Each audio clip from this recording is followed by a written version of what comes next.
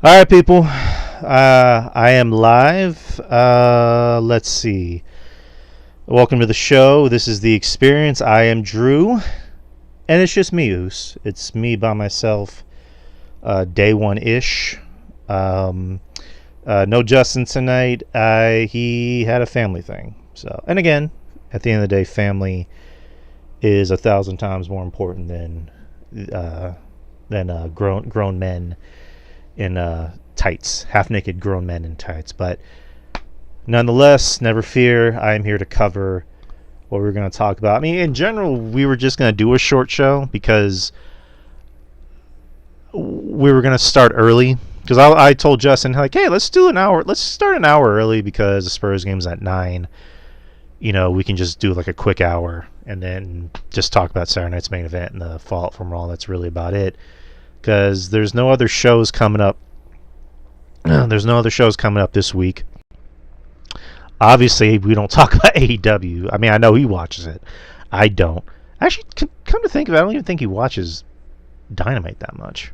I mean, is there really anything important that happened on Dynamite other than, you know, they introduced another title, which is just like, how many titles does that company need? I mean, they probably won't even be on the air anymore. But anywho, but yeah, we're just here to talk. We're just here to talk Saturday night's main event, also the fallout from Raw.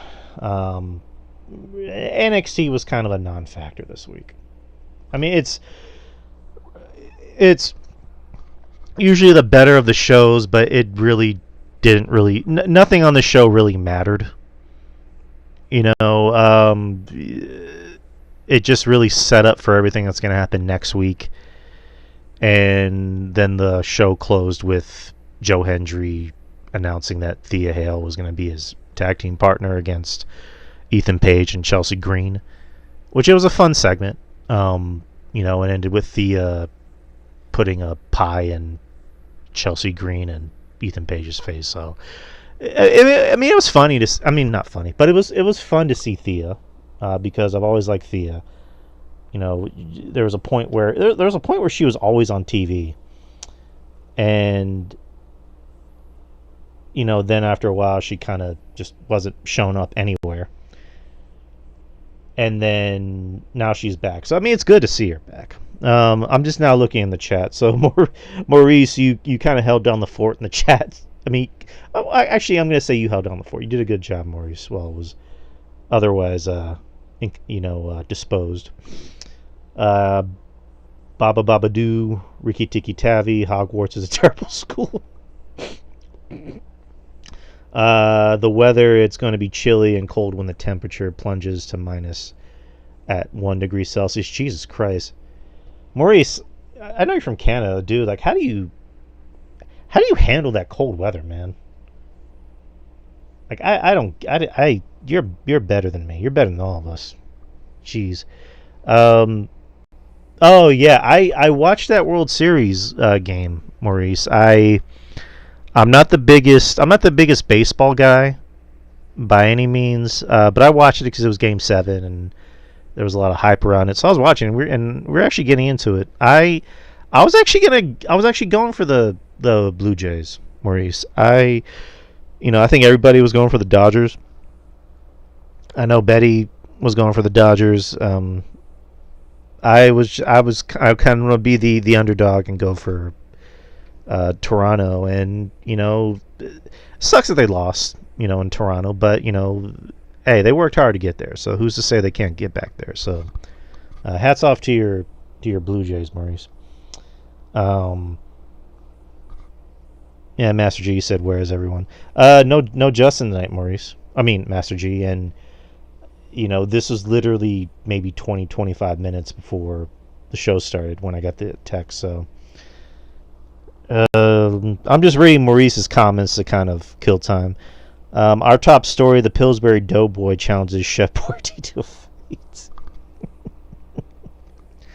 I don't know, man. I'd go for a Pillsbury Doughboy. I don't think he can get hurt. He'd probably absorb all those punches. Officials have discussed that the fight will take place in Vegas, and the price of seating will be $20. I mean, it's a lot cheaper than WWE. That's for damn sure. In other news, the Cheetos Cheetah had a brawl with McGruff the crime dog. It was last reported that he took the bite out of crime quite literally, and the scuffle broke down. Ah! Hey, where's your news, Master G? Come on, add to this. I know you got some news. The result of the scuffle was undecided when the Pepsi man arrived to break the fighting by giving them time in the Pepsi room. Oh man, yeah, Maurice is committed to the bit. Yeah, good job, Maurice. But yeah, let's talk wrestling. Let's talk Saturday night's main event, which happened over the weekend. It was the first Saturday night's main event on Peacock. Well, I mean, primarily just on Peacock. It's not on NBC anymore.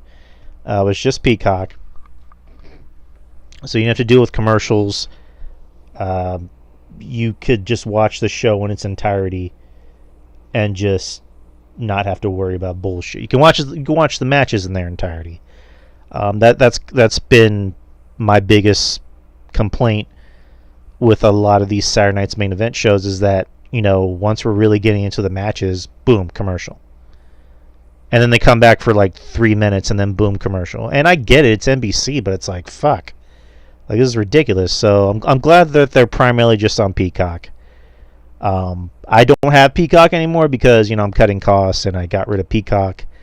Maybe I should have kept it. But luckily, you know, as I like to flex about this all the time, I have a VPN. So I just switched the server to UK and used UK YouTube, which is where the show was on. And it was just as good. Like, I got to watch the matches how they were meant to be watched. You know, no commercials. The only time it went to quote-unquote commercial, which was basically just like showing the ad for the show, was just the in-between stuff. You know what I mean? So we didn't get to see that, which is fine. But yeah, we got to watch the show, you know, from beginning, middle, end, and just enjoy the matches. I'm not a big fan of the giant LED screen, or modern screen or modern entrance is what I call it. I was really digging like the old school setup. I like old school. That's just me. I like old school setups, but WWE decided to go in another way, and it's just like, I don't like. I'm not a fan of it. I booed it immediately when I saw it. But so we'll go to Saturday night's main event, which was in Salt Lake City, Utah, the single funnest place in the entire world. Sarcasm. Yeah, the WWE Championship match, Cody Rhodes versus Drew McIntyre. There is nobody in the entire world that thought for even a small iota that Drew was going to win. I didn't think Drew was going to win. I was saying, hey, why not give Drew something? He had a good year last year. He had, you know, to me, my favorite match of the year, my favorite feud of the year. You know, one of the best Hell in a Cell matches of, you know, that I remember in the past, you know, 28 years. Like, why not give Drew something? Why not reward him for his hard work? You know, let him give him something. Give him like a month, you know, as a champion. Cody's fine. Cody doesn't need a championship to be over. He can go a month without a title. But they just continue to just beat Drew all the time. You know, Drew, who's, you know, jacked as hell, looks like a superhero. You know, he's going to be in the new Highlander TV series on Prime. I don't know if y'all knew that. And is doing the best work of his career. You know, cutting good promos, having, you know, really good matches. And it's just, all he does is just job to the stars. And it's frustrating. You know, he's become the new LA Knight. You know, two guys who are both over, have great personalities, cut great promos, have good matches, and all they do is just lose. I mean, LA Knight wasn't even on fucking Raw this past week. I mean, granted, I don't know, maybe it was a personal issue, but where the hell was he?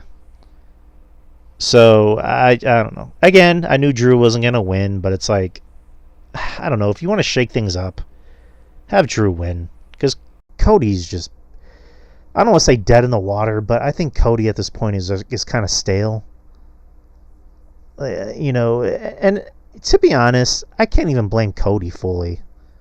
Like, SmackDown is just rough. It is rough to watch. With other than some bright spots with Ilya, it just, SmackDown used to be the better of the two shows. Raw and SmackDown. Like, Raw was the rough one to watch. SmackDown was the one that had the better talent, the better matches, and the better segments. Now it's just like, it feels like a chore to get through SmackDown. And it's 2 hours. And I don't know. Like, they need to do something with SmackDown. They need to put some better people on SmackDown. Put Oba on there. Put fucking Trick Williams on there. Do something.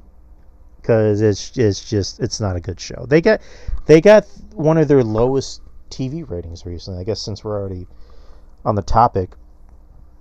On the Halloween edition of SmackDown on USA Network, it drew 993,000 viewers and drew a 0.20 rating in the demographic. The previous week it was 1.15 million, and it was up in the demo. And granted, it was up against the World Series and whatnot, but still, it's just usually SmackDown does somewhat well in the ratings. No, they were below 1 million, and that is unacceptable. Especially a show where you have Cody Rhodes on and Drew McIntyre. And who else? I'm trying to think of other names. That's just bad. That's just bad. If they got like barely 1 million, that's still bad. But the fact that they drew below 1 million, and this is a live show. To my knowledge, this is a live show. It's not like they pre-recorded it. Like, this was, like, anyone in the chat, was the show pre-recorded or was it live? If anyone can tell me, because that's kind of that's my best guess, is that if it was a pre-record, I would understand, but I don't even think it was a pre-record. But yeah, SmackDown sucks. It's bad. But yeah, the match with Cody and Drew was very predictable. I mean, the ending, I think I've seen Cody do that in a match before. I mean, actually, come to think of it, the beginning of the year, Cody had that match with Kevin Owens. And again, that was kind of my same sentiments of just like, why not just give Kevin Owens a run with the title? Let Cody lose, let Kevin Owens be champion for like a month, and then Cody can just win it back at the next pay-per-view. They've done that before. They did that with Cena. Why not do it with Cody? Like, I just don't get it. But yeah, they did that kind of similar, wonky finish with Kevin Owens and Cody, and now they're doing it with Drew. So I don't know, but yeah, the match was fine. The match wasn't terrible. It just was very generic and kind of boring, But yeah. So yeah, let's move on. You have for the WWE Women's Championship match, Tiffany Stratton versus Jade Cargill. I think everyone figured out what was going to happen in this match, especially with Jade turning heel, which was kind of a long time coming. Tiffany was working hurt, quote unquote, and I pretty much think everyone in the entire world picked Jade.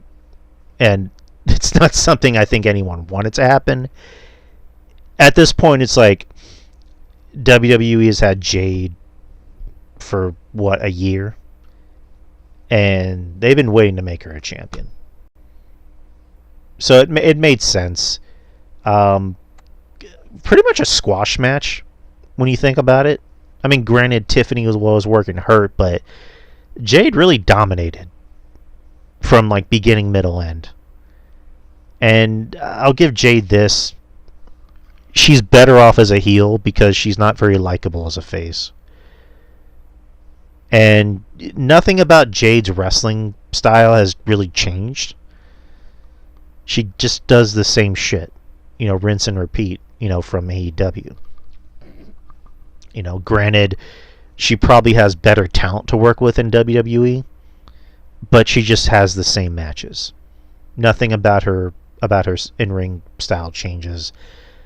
Nothing about her music changed. Her music just sounds like a fucking AEW version.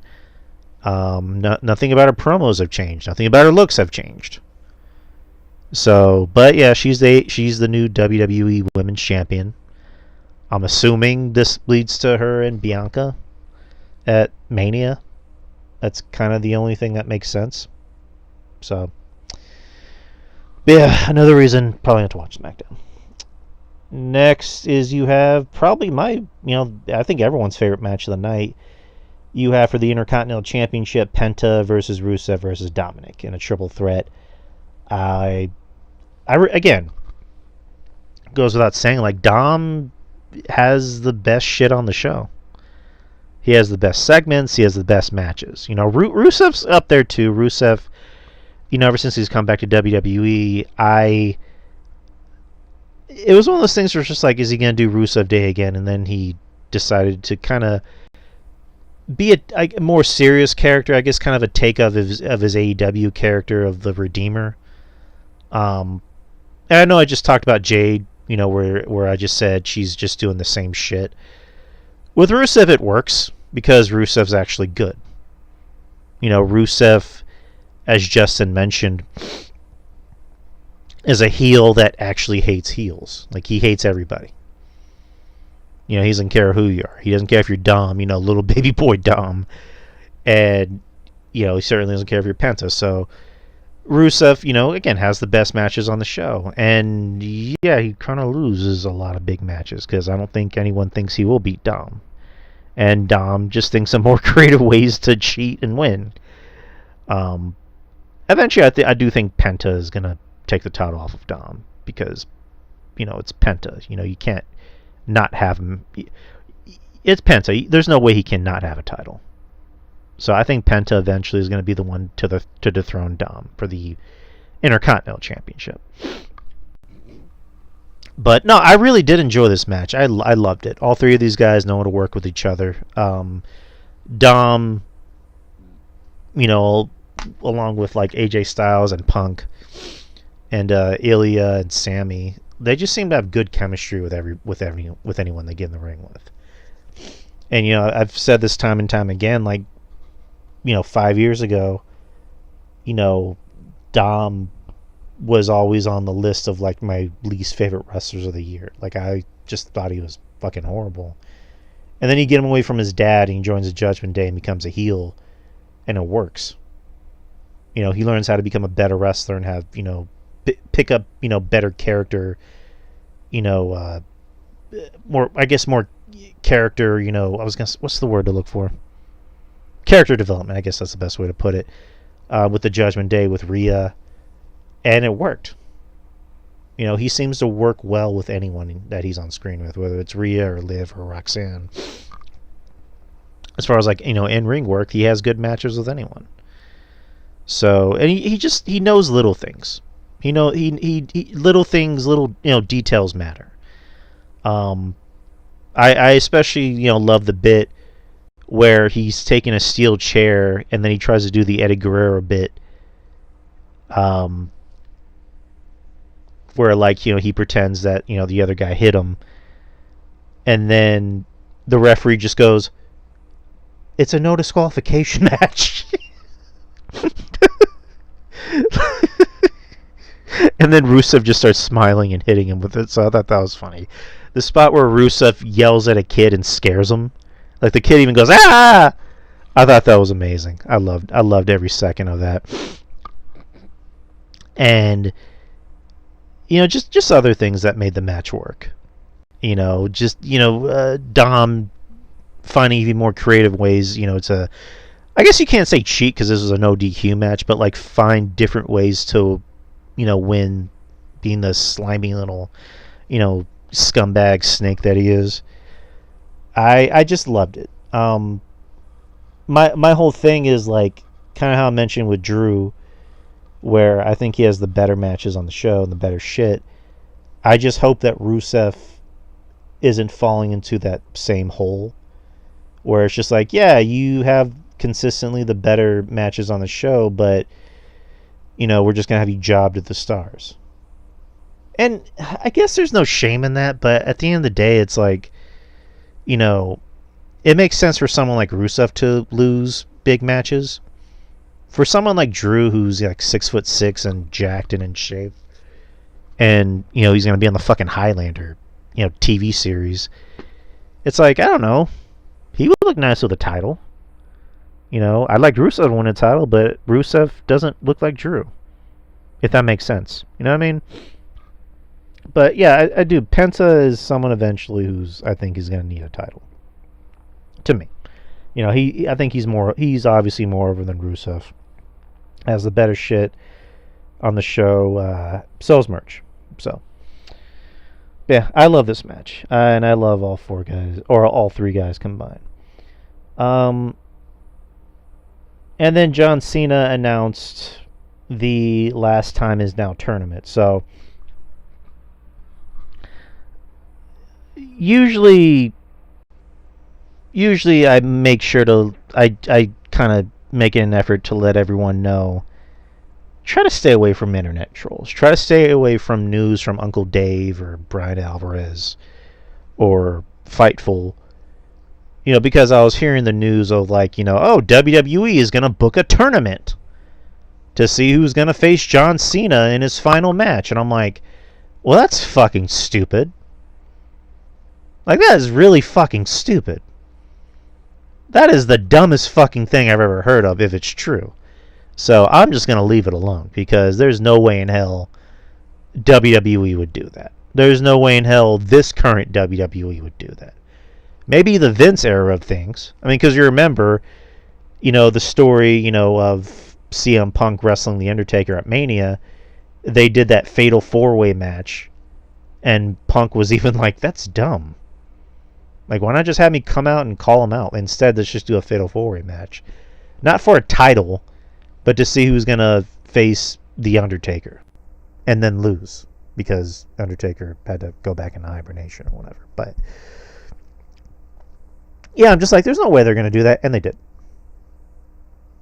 They announced a tournament, a 16-man tournament. Instead of choosing an opponent, it's going to be earned. I'm like, oh, God. So 16 wrestlers from Raw and SmackDown, NXT, and some that don't even work here. Wink, wink. Beginning next week. Or on Raw next week in Boston. So it's going to be Damian Priest and Rusev, and it's going to be Sheamus versus... Who the fuck is Sheamus wrestling? Who is Sheamus wrestling next week? Oh, Nakamura. There you go. And then SmackDown's going to choose their opponents, and then NXT is going to choose their opponents. Blah, blah, blah, blah. But, again, I think it's stupid. I'm not a fan of it. I just, again, if Gunther ends up winning this, then that's just like, why? Like, again, and I picked Gunther to win. Or I picked Gunther to be his last opponent. That makes more sense. It makes 1,000 times more sense for Gunther to come out and just be like, I shall challenge you to your last match. Well, he doesn't actually talk like that, but you get it. And so it's like, hey, we're going to have a tournament. And I like tournaments. I love tournaments. When they actually mean something. When it's for a fucking title. Or the King of the Ring tournament. Or, I don't know, to qualify for the Elimination Chamber. I don't fucking know. But like, a tournament to see who's going to wrestle John Cena. That's dumb. That is dumb as fuck. And if I hear anyone tell me this is John Cena's idea, you're fucking lying. There's no way John Cena signed off on this. I do not believe that for a second. This is lazy fucking booking, as Jim Cornette would call it. This is lazy fucking booking. This is BAD bad. This is AEW level booking. I don't know. Again, simple fucking shit. Cena comes out on Boston, and then Gunther, comes out and just says, I shall challenge you to a match, not tonight, but on your final match in fucking DC. But no, that's too easy. That's too logical and simple to do. No, let's do a tournament with wrestlers that aren't fucking over and aren't actually gonna win it. That's dumb as fuck. Dumb as fuck. I don't know. What do you guys think? But that was my rant. Alright, so the main event, it's CM Punk versus Jey Uso for the World Heavyweight Championship, or the vacant World Heavyweight Championship. As we all know, it was supposed to be Seth Rollins, but Seth Rollins got hurt at Crown Jewel. Yeah, this was a match. I mean, what else can we say? I mean, I think everyone picked CM Punk. Punk seemed like the only logical way to go. Did anyone actually think Jey Uso was going to win? Matter of fact, I'm lying. I did see people online that were picking Jey Uso to win, and I had to shake my head. I'm like, why? Why do you want Jey Uso to win? Jey Uso is bad. Like, he is fucking awful. Like, I can't even defend the fact that he sells merch to justify why he's in the spot he's in. Because he is just BAD bad. Like, I will pick anyone else in his family over him. I will pick Jimmy over him. I will pick Solo over him. Solo actually has personality and he can have decent matches, but he's just kind of been beaten to death in the past year, 2 years. Jimmy has more personality and can actually cut a promo. Who else? Roman would be too easy because Roman's Roman. I'd pick Tama Tonga over him. I would pick Jacob Fatu over him, and Jacob Fatu seems like he's going to be that guy pretty soon. But yeah, Jay's bad. This is how bad it's getting. I have to agree with something Raven said. Or not Raven, Maven. And I typically roll my eyes at anything Maven says because it's just like, this dude never drew any money. And this guy, he was only on TV for 2 years? And he wasn't even a big star. Never had any good matches, and his only claim to fame was eliminating The Undertaker at Mania. And now, lately, he's on all these podcasts, and he talks about the current product like he actually works for the company, but whatever. He kind of made an interesting point where he said something to the effect of, it looked like Jay was purposely slowing the pace of the match because he knew he was going to lose. And I can kind of see that because Punk really had to carry this match. And it isn't a thing of it's not a thing of Sami Zayn making someone look good, but it's just it's like when we talked about the SummerSlam match with Cross, and I love Cross, but I got to be honest, he didn't have a good match. That was a test. He kind of stunk up the joint with Sammy, and if he can't have a good match with Sammy, something's wrong. In this case, if you can't have a good match with CM Punk, and you're supposed to be a guy that sells merchandise and who's over, quote unquote, which I'm starting to question if that's even a thing anymore, then something's up with you. And also, it's just I've been wanting CM Punk. I think a lot of people have wanted CM Punk to get this moment ever since he came back, to WWE. But it's why Salt Lake City? Of all the places, Salt Lake City, and that crowd sucked. Those fans suck in Salt Lake City, and I mean this with all disrespect. Salt Lake City sucks, for one. because fuck Karl Malone. So, and I'm a Spurs fan, and I'm still mad at you for elbowing David Robinson. So fuck Karl Malone and fuck Salt Lake City, and fuck John Stockton by default. But yeah, those wrestling fans suck. Like that, those fans are not reacting for shit, for shit. And also, CM Punk had to win a title against a guy who sucks too. Like this, that should have been LA Knight. I don't care what anyone thinks. It should have been him and LA Knight, because then that would have at least given you some illusion that maybe LA Knight might win, because LA Knight's over. He has decent wrestling matches. He cuts good promos, and the fans love him. But just they have this weird hard-on for Jay, and I don't get it. And again, I can't even justify the fact that he sells merchandise. Like, LA Knight's over, and he sells merchandise. And it would have made more sense if LA Knight won. But no, they gave it to fucking Poochie the rapping dog. But anyways, there was a spot in the match, I don't know if y'all saw this, where I think Jay, he botched a move. Like, Punk's trying to go for like a twisting neck breaker, or like an inverted twisting neck breaker. I don't know how you word it, but like, Jay couldn't fall down right. And so Punk had to do it again and then kicked him right in the head. So, again, that's everyone's favorite guy, Oos. But CM Punk wins. He's the World Heavyweight Champion. That's all that matters, because the Jey Uso experiment was just that, an experiment. It failed miserably, and it shouldn't have happened in the first place. But all right, so that was Saturday night's main event. I'll say a 7 out of 10, with the best match being the triple threat. And then Raw happened. I won't really talk too much about Raw, because it wasn't a terrible show. It was actually a pretty good show.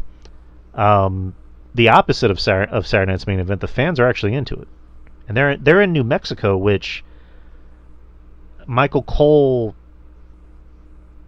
Was it Michael Cole or was it Jimmy? Who they said this was the first Raw in New Mexico, like ever. Which, that's insane to think about. If that's the case. But those fans were loving every second of Raw, and I don't blame them, because a lot of these small market cities, or states in general, they're starved for attention. Like, and this is San Antonio. I'm speaking as a San Antonian. Like, we love our big entertainment shows, or just big entertainment in general. We just got it approved to have a new arena, and I think like what, a decade. I don't even ask Justin about it, because he knows more about it than me. But yeah, we're gonna get a new arena, which means more business for San Antonio. So, but Raw happened.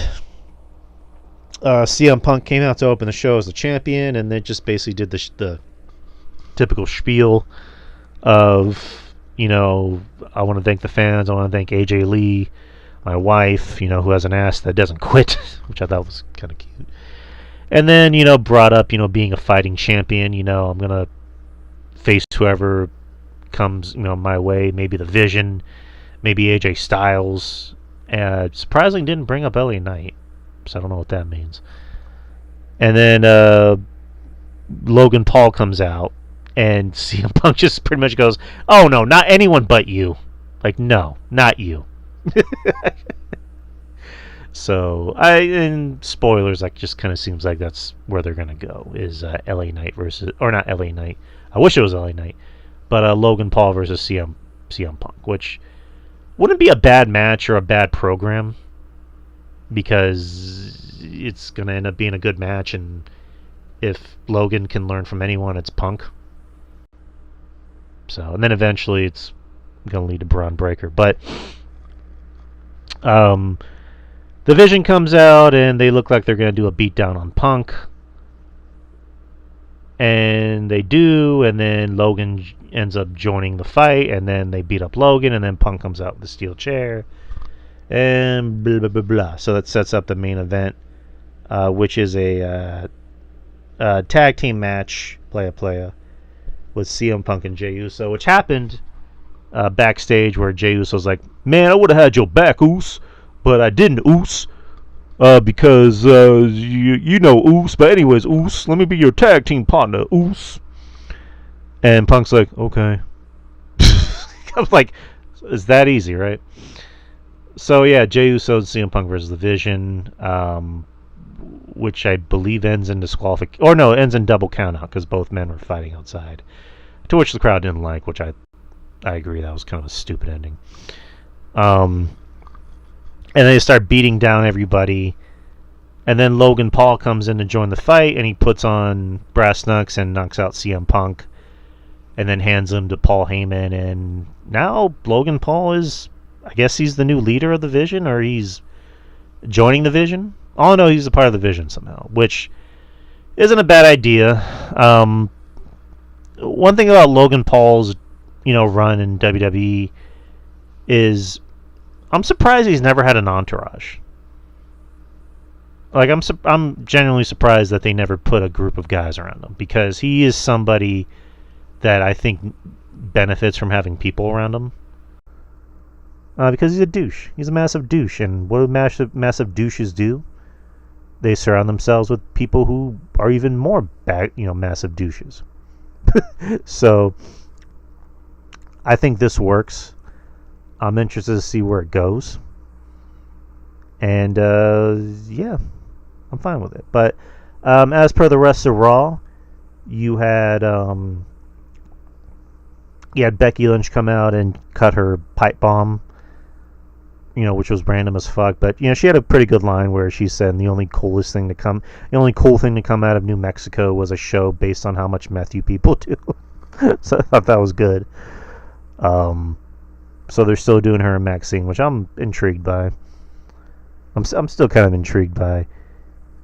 And then they set up Stephanie Vacour versus Raquel next week, which that should be interesting. And then what else happened on the show? That's of any importance. Oh, and then you had Dom and Ray. So Dom came out and cut his heel promo, said no one else can beat me, blah, blah, blah. Ray came out. Now Ray's back. Ray hasn't been back since he got injured literally the night before WrestleMania. So he came back and talked to Dom, saying you're not going to disrespect, the history of Lucha. You're not better than... he mentioned a few other names that I'm blanking on, and says, do you think you're better than Eddie Guerrero? And then Dom goes, keep my father's name out of your mouth. Which that was... that was so fucking good. Like, Dom's awesome. So that sets up what looks like is going to happen at Survivor Series, which makes 1,000 times more sense to happen at Survivor Series.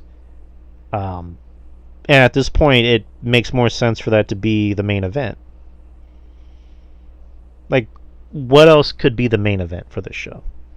For Survivor Series? Because before Seth got hurt, the idea was that it was going to be the Vision, or whoever was joining the Vision, versus CM Punk or Cody Rhodes or whatever. Then Seth got hurt, and it kind of threw things out of the loop. So at this point, why even have a War Games match? Because who cares? Like, War Games on WWE has not been that great. Just bring back the Survivor Series matches, and people would rather see those. But I think this is like Ray and Dom in San Diego. For the what I'm assuming is either the AAA Mega Championship or the Intercontinental Championship. Like, that's a main event. Like, that should be your main event. What else should be the main event? Like, let that be the main event. So, but I'd be more interested in seeing that match than literally anything else on the show. But if I'm missing anything, please remind me. But that was Raw essentially. But yeah, that's pretty much the show. I am done. Did close to 40 minutes. Like I said, short show tonight. But yeah, we should be back next week. Fully manned. And same time, same channel. Usual start time. and then your usual channel. And yeah, that's about it, people. For anyone watching or listening on YouTube, you already know my plugs. Look them up. I'm too tired. But anyways, take care, people.